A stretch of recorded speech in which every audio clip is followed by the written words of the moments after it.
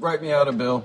While Harold leans down to tally up the fish order, Brad goes to a nearby employee's closet. He has completely perfected the art of changing back into his street clothes, and it takes less than a minute. He is just about to finish buttoning his street shirt when Harold sees him. Hamilton, come over here. What is that you've got on? This is how I dress all the time. But you took off your Captain Kidd uniform. I thought I'd take it off for the drive over to IBM. It's kind of uncomfortable. Harold can barely fathom the idea. Come on, Hamilton. You're going over there to represent Captain Kidd Fish and Chips.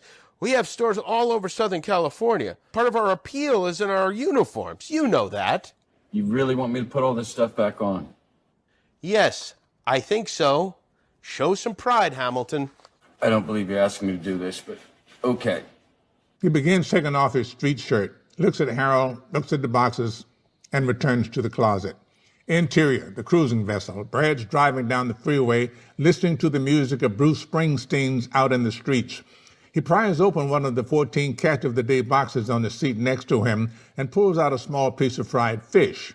Brad takes a bite. The look on his face says it is the worst piece of shit he's ever tasted. He throws the piece out the window and drives on. Brad turns to see a girl smiling at him from another car.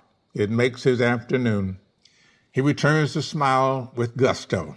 Angle on the girl as she bursts out laughing and drives away. Angle on Brad, looking perplexed. Then he realizes that he hasn't taken his Ponce de Leon hat off. Brad drives on.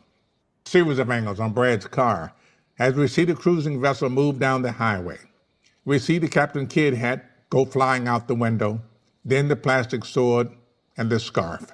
Exterior, school bus, day. The bus pulls up to the front entrance of University Hospital. The students file out and collect next to the front door. Mr. Vargas gleefully addresses the class. This is his favorite field trip. Okay. Today we're going to explore how this hospital works to preserve human life. We'll be visiting every floor, every level where these fine doctors and nurses take care of us in life and in death. They're now standing outside the maternity ward. We hear the loud noise of babies. Over 30 children are delivered here each day. The class moves on, interior, the bottom floor. The class exits another hospital elevator. This is part of your third quarter exam, and I'd advise you to take careful notes on what we're about to see. Angle on Dr. Miller, a young intern who has joined the class for the last part of their tour. Now, may I just ask you one last time to conduct yourselves with the utmost maturity.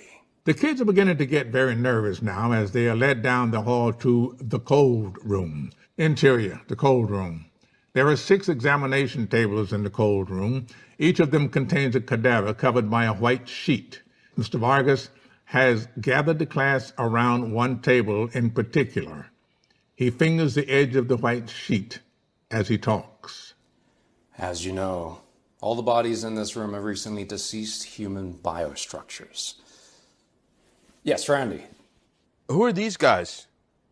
Most of them were derelicts, Randy. They sold their right for medical examination of their bodies for money. Something like $30, I believe. Isn't that right, Dr. Miles Miller? $25. $25 is pretty good.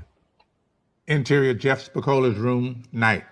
We see Spicoli attempting to tie his father's fat paisley tie. He stops to take a hit from his bong, all the while talking on the phone. Hey, but what's in this stuff you put in here? Beautiful. Absolutely beautiful. Hey, yeah, does that cause brain damage? No, all right. It's like jasmine or another herb, another mint or something. Yeah, bitching. Suddenly, the door to his